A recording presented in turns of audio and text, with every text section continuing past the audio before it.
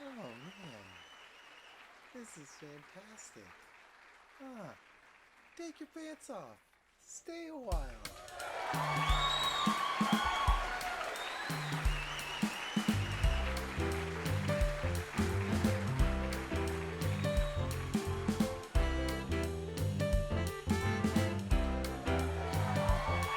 And now, from the studio inside the laundry room outside the house, it's the No Pants Variety Hour with your host, Rafa.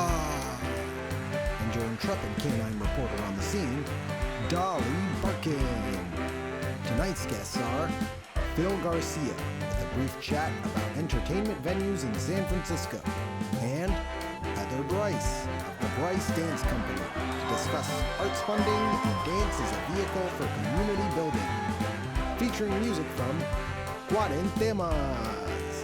And now, your pantsless host, Rafa.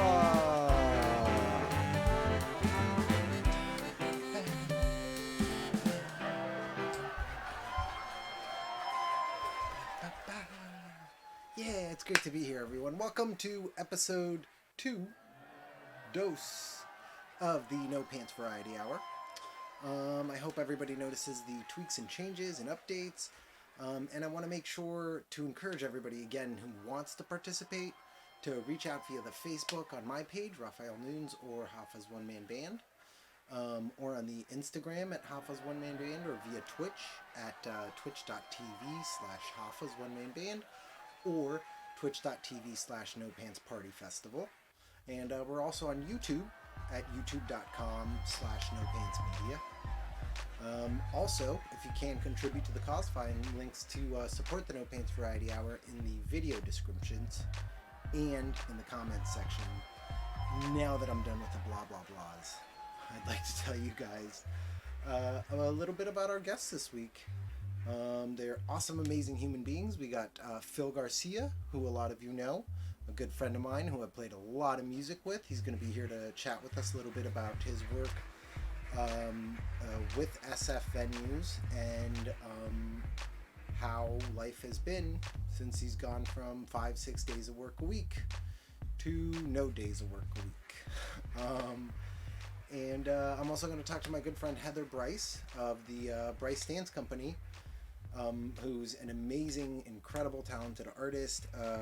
She's been doing incredible work with the Bryce Dance Company to kind of transform what dance can do and how it can connect people in a community to each other and create lasting bonds and create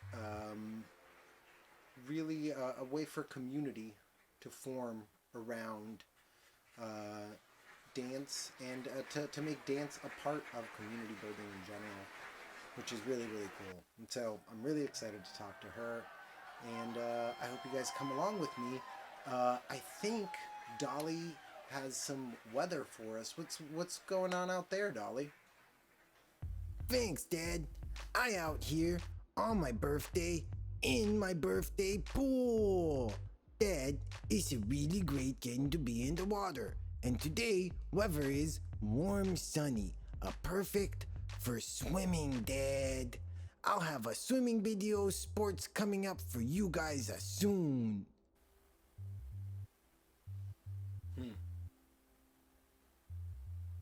Water sounds nice.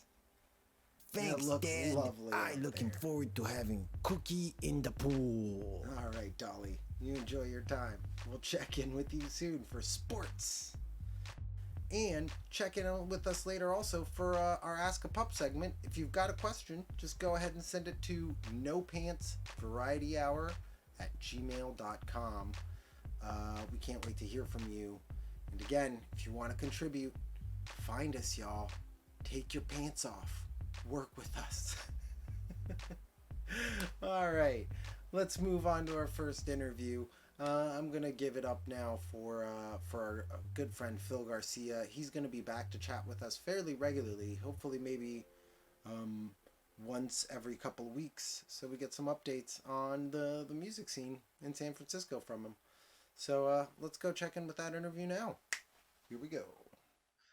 All right, everybody. I'm here with Phil Garcia. A lot of you already know Phil. Phil and I have played a lot of music together.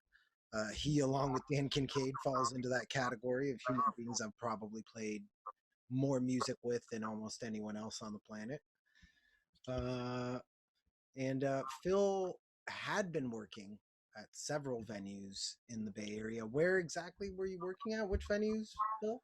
Kind of everywhere. Mainly the Independent, Warfield, Regency, Okay.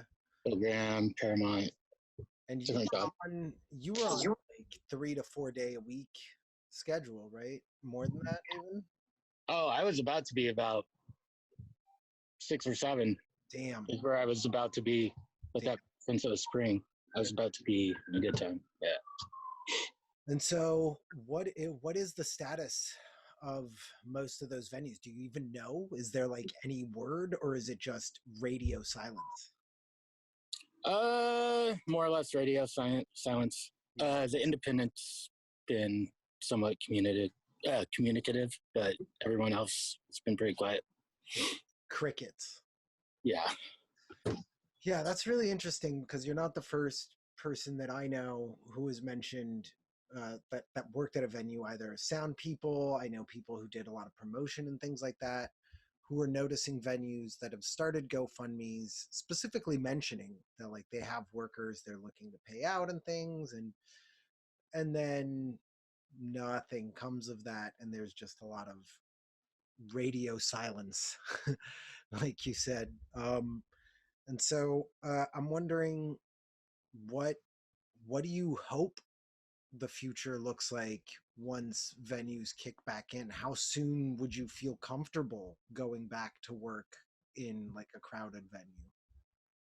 Yeah, that's an interesting thing. I don't know. It's kind of, you got people up in your face all the time with that shit. So in a way, I think I might have had it already, but I don't know for sure. So like in February, I had a sore throat for almost 2 weeks and went like tested negative for strep, and it wasn't like a normal sore throat. So I kind of hope I had it and I have antibodies, but we don't really know. Seems like the kind of thing that having widespread testing for both past possible antibodies and just current, if you have it or not, that would have been a useful thing to have available regularly, Yeah. right? Well, now they don't even have I think they might have testing, but I don't think the current administration's done anything about swabs. Right. Yeah, just we got some dumb shits running things. So Yeah, I mean, we all know the problem with tests is that they give you a result, and yeah, a lot of times you don't want to know the result of a test, and so why take them? Well, that's rough, man. So, what is your outlook moving forward for the next couple months, even? just hope I'd get some work. I have some work lined up Okay. myself. In the meantime, but still sucks. Yeah. But hopefully there's benefits packages and all that stuff for everyone. So when everything opens up, people will actually be able to go out. Because if we just take care of everyone on top, then we're fucked in the long run. No one's going to have money to go out to concerts or anything if we don't take care of everyone. I know that's when people spend money. That's kind of my concern is,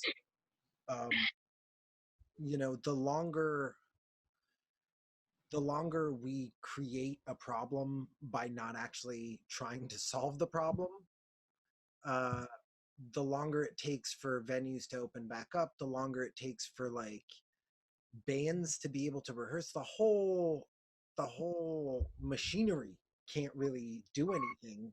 Yeah.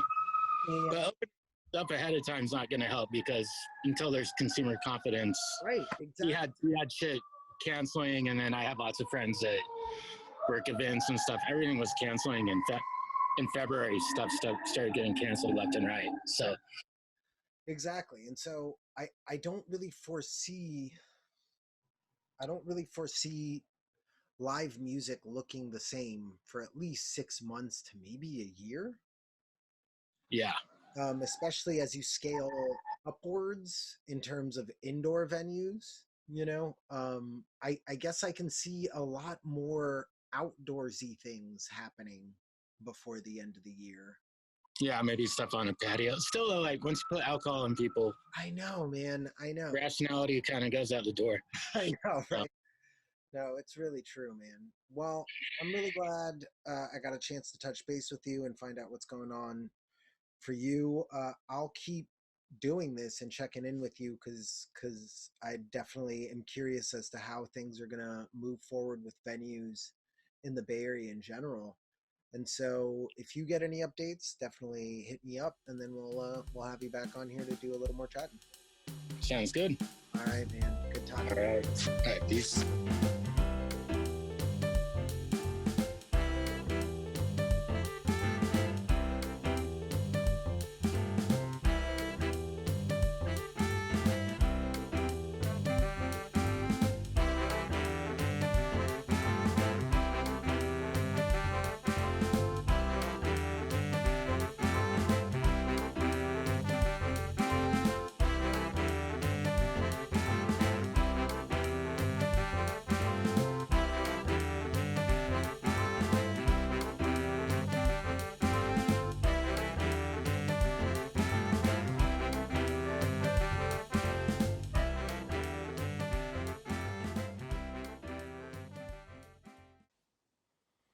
Hi everyone, how are you? I'm Zavito. I'm from Quarentemas, and these videos that you are going to see now is videos from this project that I created in the beginning of the quarantine because I felt the necessity of continue playing, and I sent some groove to a drummer, a friend of mine, and he returns me with a good drums, and I sent to a bassist, and he turns me with his bass, and then I have a new theme, and then I have idea to start many themes with many musicians that didn't know themselves. So I start this project that calls Quarentemas, and it's pretty cool now. We have almost 30 themes, and I think you're gonna like it. So I invite you to follow us on Instagram and share with your friends. Okay, so thank you, and I hope that you like this. Bye.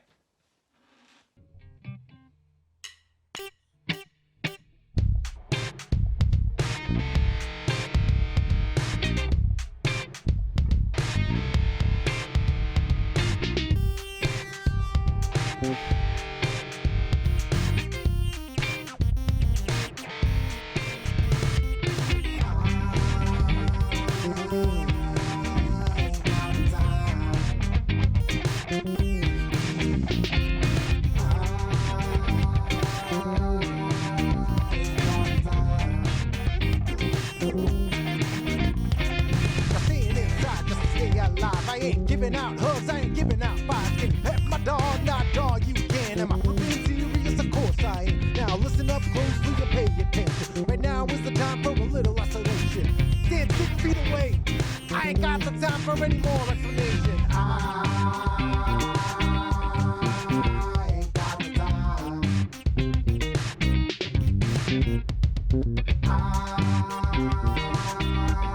I ain't got the time. No, ain't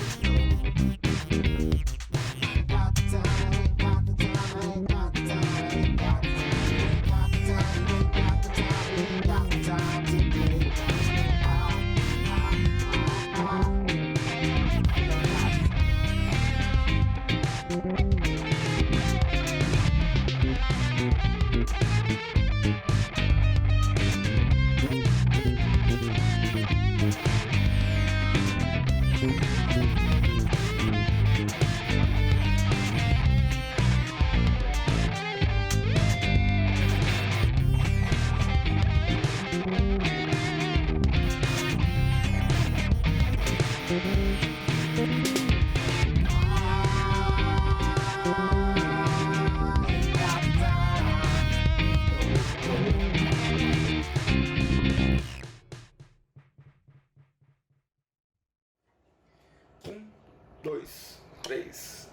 still connecting through the frequencies, composing symphonies, harnessing the synergies to let your spirit breathe. If the lockdown be draining your mental energies, positive vibes to what we creating's the remedy. Now in the past, no doubt you would be catching me at under 70s, steady rapping to a jazzy beat. But now I'm chilling in the flat because I have to be. But Quarentemas supplying me with the heavenly type of melody. My rhymes essentially designed to set you free. If you down with the vibes, you a friend to me. They try to define it as old school, but that's offending me, cause this is timeless, fly eternally. But apparently we haven't been introduced, so pardon me, cause I didn't mean to be rude. The lyrical dude, smooth when I'm kicking the groove, transmitting into your room just like a meeting on Zoom. Pass some whack when I attack the track. Got a backpack that's packed with the raps that's fat, and that's fact, not fiction.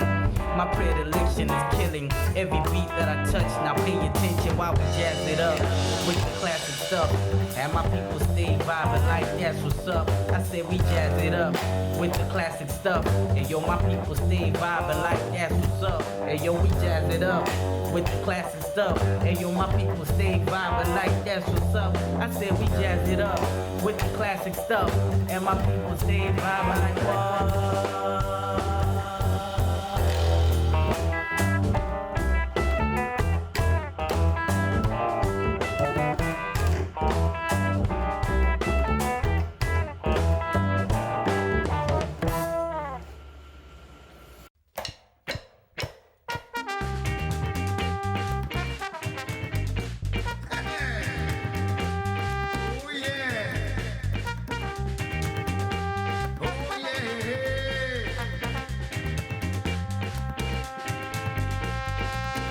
Now you know, and we know. We can tell them they know here at all. And they know, and all them know, that all what they do is bad though. Tell them when they stop that.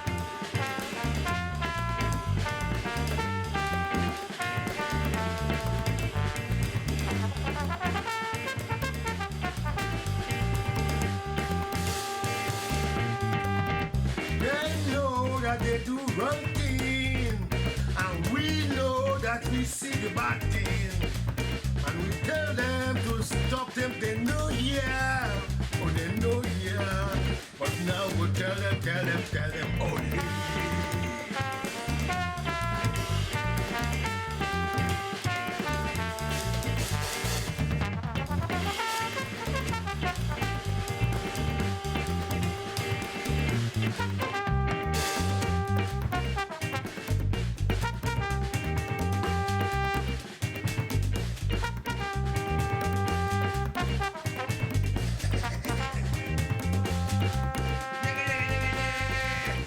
I know, I say the truth, and they hear me, they no listen.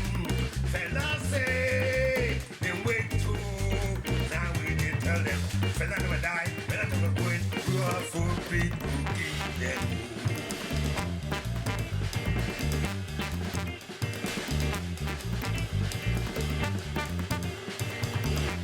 Have a night, tell them, we know yeah.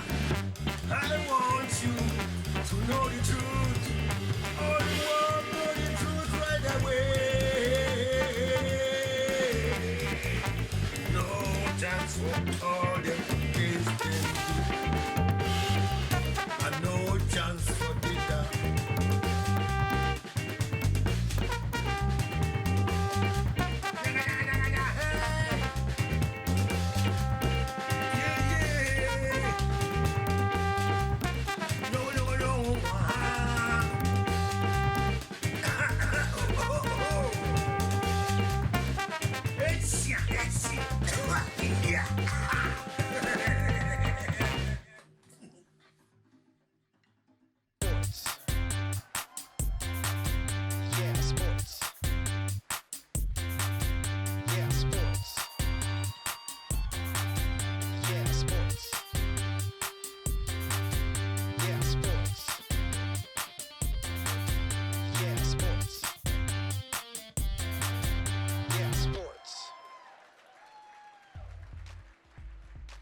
Thanks, Dad. This week in sports, we looking at swimming. Swimming, new sport I done learned this week for the first time. I put on protective gear, which I think very important for all other dogs attempting to swim for first time.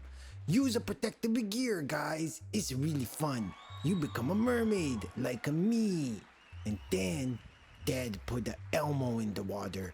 And I chase Elmo. Look at me go. Now look at me go some more. Now I go in the circles. And then, oh, here, no, not yet. I almost done caught him.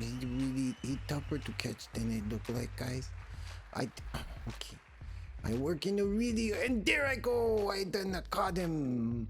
I caught Elmo. Elmo, really good friend of mine. Dad says we play every time we go swimming. I really decided to go swim again, guys. Now back to you in the studio, in the back of the house, Dad.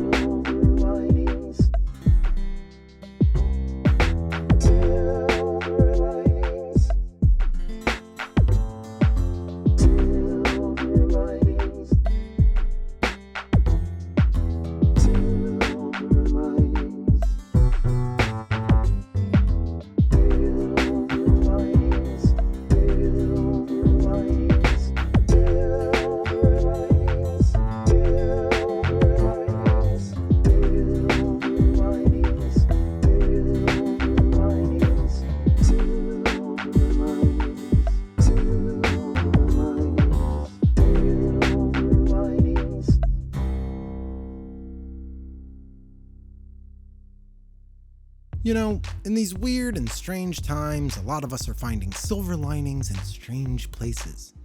Like our garbage can, which has a silver liner, but also in metaphorical ways. Let's explore some.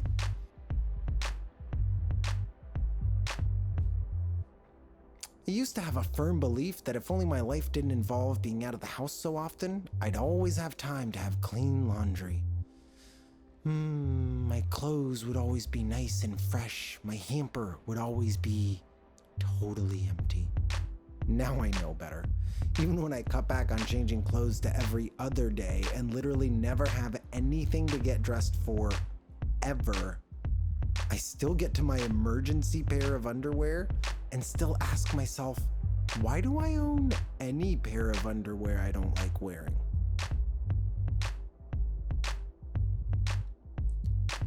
I used to have nightmarish visions of what the end of the world might look like.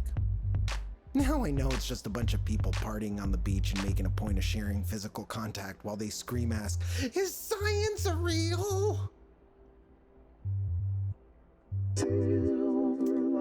You know, I used to say that Idiocracy missed the mark because it created a reality wherein people of their own volition turn themselves stupid whilst neglecting the systemic oppression and racism inherent in the world, and how that plays into education going underfunded, which in turn leads to uneducated citizens who make uneducated decisions. Then I'd quote Paulo Freire or somebody fancy and feel all righteous. Now I say Idiocracy misses the mark because Dwayne Elizondo Mountain Dew Herbert Camacho just isn't a dumb enough president when you compare him to the reality. I mean, he talked about electrolytes being good for plants, which is dumb, but it's not as dumb as talking about using bleach inside the human body.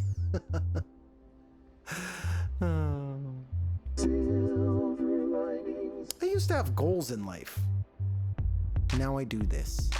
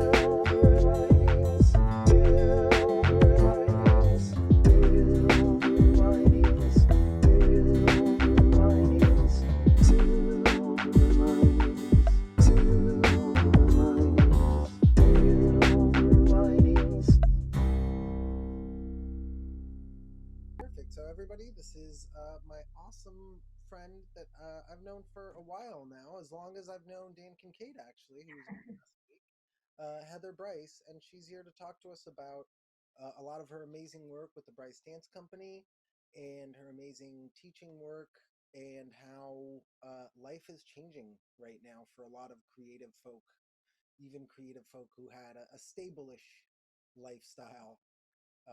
No one's life is very stable right now. So welcome, Heather. Thanks so much for having me, Raph. This is awesome. Thank you for doing this. I feel like any way to have artists have a way to communicate with people and build an audience in this time is so valuable. So I really appreciate that. Of course, yeah. Really exciting to have you here, and you're one of the people that that I know. Again, had for a creative person, you had kind of figured out a fairly stable footpath to be on. Yeah. And I think for you, like for a lot of people, life has changed a lot in the last couple months and does not seem like it's going to unchange very quickly. Yeah. Despite what some of the powers that be might want to be the case. And so I just want to hear about, what's going on with you and how you're adapting to trying to even find a new normal, right? Yeah. It's been really interesting. It's been really interesting. I was in New York City and living there with a plan to move to North Carolina June 15th or the fall. I wasn't really quite sure when I was going, but that was my plan. And March came around and things became clear that they weren't going to be continuing in the way that they had been. So the day that they announced that schools were closing in New York City, my partner Justin and I packed up the car and took off. So we had thankfully bought this amazing house that needs a whole lot of work, but we're getting there outside of Durham, North Carolina. And I connected with some of the dance community and some teaching artist organizations here.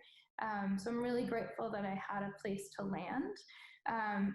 Though it's also really, really strange to move somewhere and not have a full sense of what the community is like. So I'm here, I'm like doing my teaching online thing, which is fantastic. And I've connected with some organizations here that hopefully I'll also start some online teaching for, but obviously everything has totally changed. I think one of the hardest things has been that this was our last season in New York City as a company there. And I have 6 amazing, amazing dancers. We were gearing up for a show that was actually supposed to happen last weekend. It was supposed to be this past Saturday. And that was kind of our final thing, our goodbye to New York in a way, and our last kind of togetherness as a company. So that was really hard not to have that. So we're actually releasing a video with each of the dancers connecting to some work that they'd learned or created over the course of their time at the company. And we'll be releasing that this weekend as well. That's really nice. Yeah. It's really nice that you're finding some sort of way to at least still have the transition moment and still honor that space, but not have, even outside of having actual performance space, which is, so I think that's one of the biggest things that I am grappling with right now, is even in finding a way to share performance, the actual existence of like the physical space where the thing happens and having a group of people that are physically in the space that are like, this is the thing I chose to do and I am here. That's a very delicate, specific context thing, you know? And so I wonder how that affects for you guys planning for performances moving forward. And so are you looking at like large spaces that you can do that in, and multi-camera situations that you can use for streaming? Is that kind of a goal? What's to be honest, I don't know yet, and it's all a little bit of an experiment. So right now, all the dancers are filming themselves from home, and they're connecting with rep outside or in their homes, wherever they have, or some of them aren't even home, wherever they're quarantining is where they're filming. Beyond this, I feel like it's going to take a long time before I'm at least comfortable in bringing people into a theater to see live dance. That feels like it's a pretty long way off because I don't want to expose anyone to this virus or risk the potential of my dancers or my students or audience members or the many other people who work with us getting sick. So I happen to love site-specific performance, which is often outdoors. That's something that I think may be the first thing that I can do down here.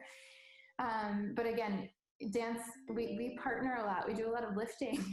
We're in close contact. I love closed group formations, which you can see in a lot of the work that I do. So it will definitely look different. And I think I need to still wrap my head around what that will be. I think there's some opportunity, to stretch and expand. Well, I think again, like we were talking about, it's nice to see who has like a hustle switch up to their game. It's like, all right, I pivot now. I'm learning so much about technology, I will say that. And I'm lucky because I work with organizations that are still, as a teaching artist, still supporting me. So I feel super, super lucky for that. Some of them have even sent me lights, right? So I'm able to like experiment with that. If this were 2 weeks ago, you would not be able to see my face because I would be in a grainy, dark room. So super thankful for that. But I, invested in a webcam because I know that I'm going to be teaching online for a while, and I'm investing in, better audio equipment. So that's definitely been a learning curve. And yes, I'm grateful that like content level has come down a little bit, that it doesn't need to be perfect as long as we can put it out there. I hope that we can refine it as we go, but I'm glad that there's that understanding of like, yes, it's not going to be perfect right now. Yeah, I think that has been, it really has been a weird saving grace and a weird leveling of the playing field that's been really interesting to watch. I don't know if you've seen any, like Erykah Badu has done some really crazy things with live streaming where she, within a week of quarantine, started like a weekly stream, and every week is this weird new context. Last week, it was her and Jill Scott in a Zoom meeting, just bouncing tracks back and forth and chatting about how much they love each other. But then different weeks, it'll be like different rooms with different bands in a house. The audience chooses which room she performs in next while she is like singing a current song.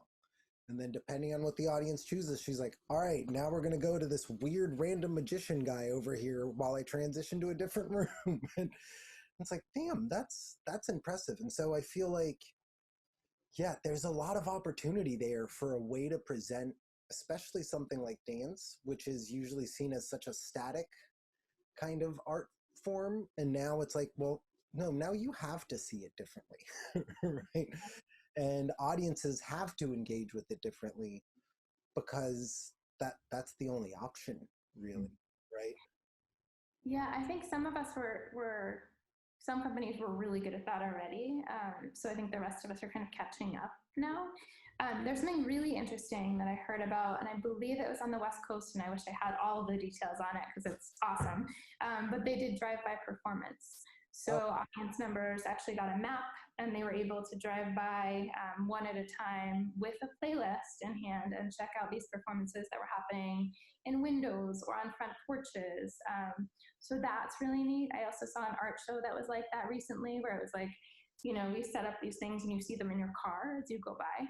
So that could be really neat too. I'm like, what are the ways? What are the ways? So I'm really excited to see what you guys put together. Thank you. Yeah, for sure. Along with that, I feel like artists at this point in time, need investment from people because, I know I'm teaching through the end of June, but beyond that, I don't know what life looks like. And I know a lot of my dancers and a lot of my colleagues are in the same boat. So I think investing in each other and supporting each other in whatever way that we can is super important right now. I also think that we have the responsibility to reinvest in our communities in whatever way we can. So, maybe it's offering food delivery for your neighbors. Maybe it's something different than that. Maybe it's finding ways to bring performance to people so that they can experience that joy. But yeah, it's an interesting time trying to figure that out and what it looks like. Yeah, I think that's huge. And I think it's something that, I've kind of tried to harken back a little bit to our Goddard mentality of just like we didn't necessarily have all of the resources that a large institution might have had in terms of, especially when we were there in 2000, 2001. Like we were very underfunded, to say the least, but we managed to make a lot of cool things happen that to this day are still like triggers for me of like, all right, what kind of weird thing could we do to like shake things up a little bit and like get people going? And I think I that's the reason I started this thing, is like, all right, there's a bunch of people just trying to watch weird stuff. Let's make some weird stuff and connect to people that I haven't gotten to connect with in a while. And I think there is a weird power to just empowering each other, like you're saying, and stepping up for each other in this moment of like, let's connect and make some weird together. You know? I love that. And I love for me personally, I love the opportunity to step back and think about, what do I actually really want to make, right? Mm-hmm. And what does it look like? And maybe I make something that I really dislike right now. It's just wild experimentation because, I'm used to setting work on other bodies. It's just me. So now, I need to let go of some of that preciousness and just open up to what's the experiment. And also just realize that just being and living sometimes is also giving myself the opportunity to recreate. Yep. And have you thought at all about delving into the world of VR? Not yet, but that's a really interesting idea. There would be a very, very big learning curve for me.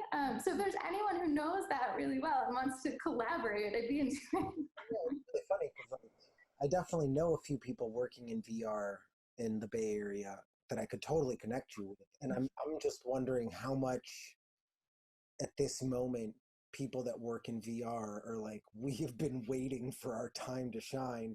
So I mean, I feel like a dance performance would be the kind of thing that done right in VR, that would be amazing. Yeah, it really could be that, and work for seniors. So a lot of the work that I do is either involves senior populations or has been teaching for senior populations. So in senior centers, assisted living centers, memory care facilities. So I think VR for those individuals, especially, like, is there a way that we could have a class with a bunch of us present? Where we're experiencing it together in real time. So VR might be a great solution for that, but also performance. Yeah, it's something that actually I hadn't even thought about in terms of how things are going to change moving forward. But I'm sure anybody working in VR right now is like, yes, my time. Silver linings. There's a lot of stuff that I think creatively is really hard to get to already, which is the like, how do you give into the creative process enough to find like a new piece that's going to connect? How do you let go enough to connect with yourself and like connect with a whole new thing and trust the thing? And do you feel like your creative process for just like baseline, how do I conceptualize a piece, has just been completely upended? Probably. I think I'm in my brain thinking a lot about the outdoor work that we might be able to do later, and bringing community members into that work so that it's not just professional dancers on stage, but that we're in a site that's meaningful in a community and doing something that people care about and feel transformed by in some way or ownership of in some way, that meets a need for them. So that's the kind of work that I think I'm going to be most interested in moving out of this. I do think that art can be incredibly healing for communities, and for individuals. So if there's a way that we can kind of reinvest in that, social engagement, community engagement. So how has teaching dance been for you via this medium? It's so different. it's really interesting. I've recently, so initially I was just doing pre-recorded classes. So it's me in a room with my camera and my music, pretending that I'm teaching to the people in the room who aren't there. So that was a trip. That was like really very different and hard to get used to. And trying to like be enthusiastic and say good job to no one, to the people who might take my class. So I'm still doing some recorded classes, and I think I found my groove a little more with that. It doesn't feel quite as like I'm being a crazy person alone in my room by myself. But I'm also able now to teach online.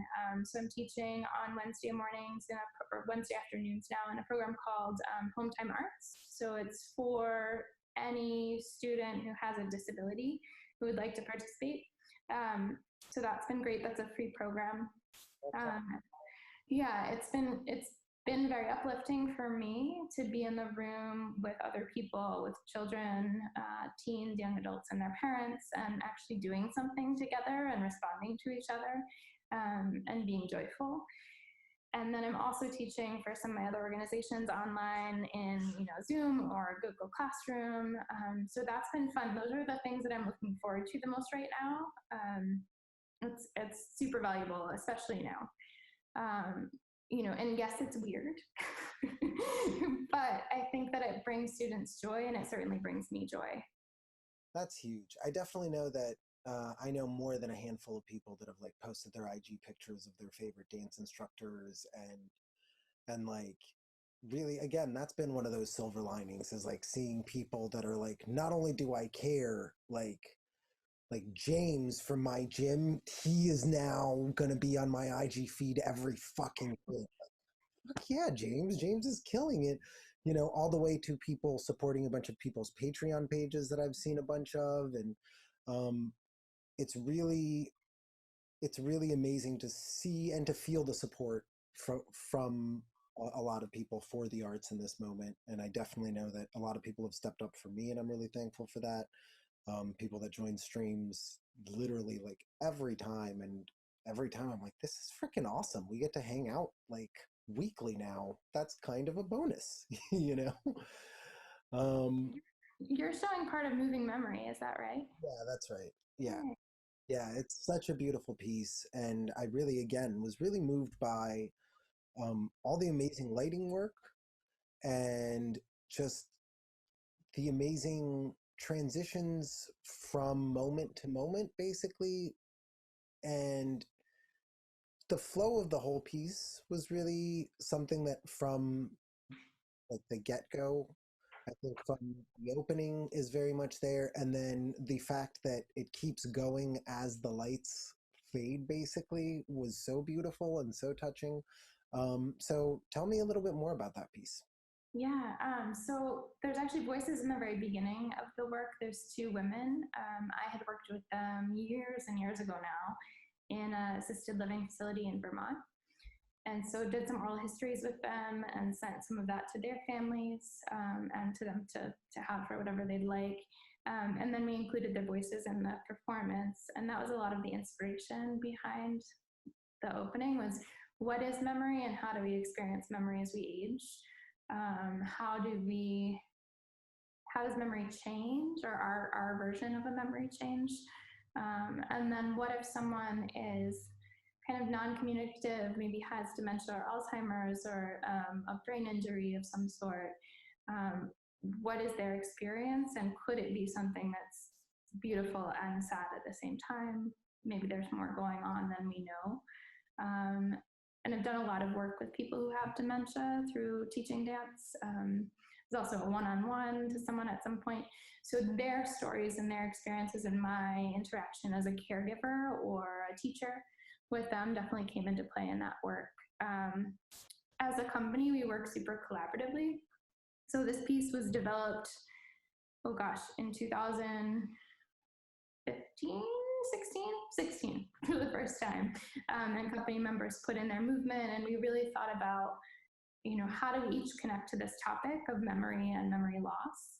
And how do we experience that either as individuals or as caregivers or as a friend? and then how can we tell those stories? So a lot of, I call them vignettes. There's kind of a lot of duets in the beginning and then again at the end and in certain places throughout. Those were developed by the dancers based on their personal experience and their writing. So they contributed quite a bit. We've been performing that piece for a number of years now, and it's changed over time based on who's in it and who's telling the story, which has been really, really beautiful to see. It's a really beautiful piece. We're going to put up a section of it and then a link to the whole thing. And so I'm really excited for people to check it out, to check out Bryce Dance Company, and to find out more about your amazing work. I'm so thankful we got to do this. This Yeah. is awesome. I'm glad to see you're well. I'm glad to see the house is coming together, and that and that slowly but surely life is establishing itself for you down there. Yeah, and I can't wait to get to chat again with you. Yes, you too. And I hope that we can do some music and dance together as well at some point in the near future. I would love that. I can definitely send you a whole bunch of different weird ideas I have. I've been collaborating with all sorts of interesting humans on a lot of fun musical ideas. So I think a lot of those could be really cool for dance purposes. That sounds great. Collaboration coast to coast. It's awesome. Yeah, but thank you so much for doing this and for bringing awareness to the arts and to me and to older friends. I really, really appreciate the time. So I appreciate it, and I appreciate you taking time out of your day to talk to me. I love you a bunch, and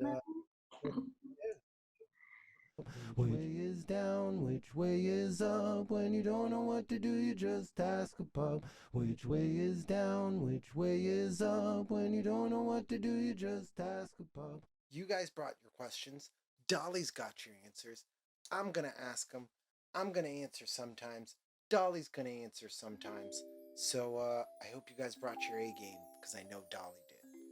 All right. First question comes from someone called Hugh Man. Interesting. What's going on, Mr. Man? Well, my dog is constantly chewing on things. What should I do? You know, this is a problem Dad, that we this one sometimes... right up my alley. Who, may I call you who? Here's the thing, who. What you gotta ask yourself is, why do you want your dog to stop chewing on things? Is this really all about your need to not have your things chewed on? You can't see it, but I put need in air quotes. You can't see it because I don't have hands. Well, yeah, Dolly, I mean, we tell you all the time that you shouldn't chew your blanket because you destroy it. So yes, I think it's about Hugh's need to not have, his things chewed up, Yeah, Dad, and I tell you all the time that it's better after I chew on it. You done illustrated my point. You have a need not have me chew on things. I have a need to chew on things. Is it really fair to put your needs above my own needs, Dad? I gotta take care of myself, you know? True. Dolly, it's mostly about blankets not being toys. Toys are for biting, blankets are You not. got a toy for me, Dad? Do I have a toy for you? No. Okay, next question. Question 2 is from Nice Lady. Yeah, Nice Lady. I hope I'm pronouncing that right. My new boyfriend says he's never been a dog person, and every time we go out on day excursions, he tries to find a reason to leave the dog behind. What should I do? Dump him. That guy sucks. Dump that guy. He a now. stupid That guy dum should dum, not and be when around you dump anymore. him, you should That tell guy him, hey, sucks. dum dum. Yeah. Well, gogs you rule, Yeah, you that's jewel, what you and tell no him. cookies for Yeah, you tell for him dinner. no cookies. No cookies. 0 cookies. All right. Well, question 3 is from Luna. Oh. Hi, Luna. So what's your question? Luna says, I'm really good puppy, but still sometimes my human leaves me the house. Sometimes they gone so long, I swear they'll never come back. I get so bored and lonely. It's really interesting this happened last week too, because this isn't actually a question. Dad, so not- this is a good one. No, Dolly, it's not a. Dad, stop. Stop avoiding the confrontation, Dad. You guys are sometimes leave with the house, and you would do it without me. And it hurts my feelings, Dad. Dolly, sometimes we have to leave to go Stop. places where no dogs See, are this what I'm allowed. talking about, Dad. You not a dog ally sometimes, Dad. Well, why you even frequent places that don't allow dogs? Yeah. It's not right, Dad. Why I got to be bored and lonely waiting at home when you out and about playing in the stores and looking at food? And you gone for days at time, Dad. Dolly, we never leave you alone for more than like a couple hours. Dad, is hours longer than No, days? hours is not longer than days. Oh. I literally don't know. I don't has concept time, so I still don't know what that means, Dad. But you guys leave, and I'm aboard, and it's not okay. Well, I'm sorry, Dolly. You're right. It's not nice, and we'll work on it. Okay? Thanks, Dad. You good dog. That's a good puppy, Dad. Well, that's all the time we have for questions this week, folks. If you got a question, remember to hit us up at Nopantsvarietyhour at gmail.com or find us at Nopantsvarietyhour on Twitter, the Twitter machine, or all those other places I mentioned before. You can hit me up on there and send your questions there. Links are in the comments and in the description. So find us and ask a pup. Which way is down, which way is up? When you don't know what to do, you just ask a pup. Which way is down, which way is up? When you don't know what to do, you just ask a pup.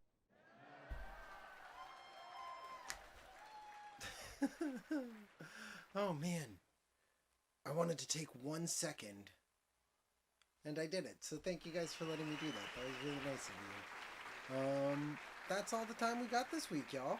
That's all the things. I really appreciate your eye waves and your brain waves and your ear waves that you let me fill up with information. That stuff is really precious. And so, I appreciate you sharing it with me.